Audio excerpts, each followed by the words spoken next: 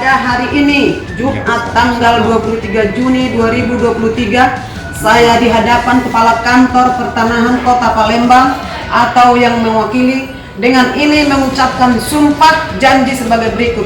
Demi Allah, Bapa, Putra, dan Roh Kudus, saya bersumpah menurut agama Kristen yang saya anut.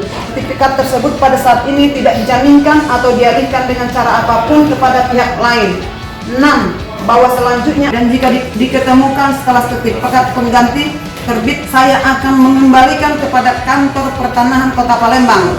7. Bahwa apa yang saya ucapkan tersebut di atas adalah benar, dan apabila ternyata pernyataan ini tidak benar, saya sanggup dituntut sesuai dengan peraturan perundang-undangan yang berlaku, dan saya bersedia menerima laknat dari Tuhan Yang Maha Esa.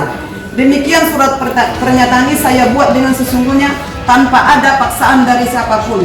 Sumpah diucapkan di hadapan atas nama Kepala Kantor Pertanahan Kota Palembang, Pejabat Fungsional Penata Pertanahan Pertama, Dwi Nugraha SHMH, Palembang 23 Juni 2023, yang mengucapkan sumpah Lamria Sihaan.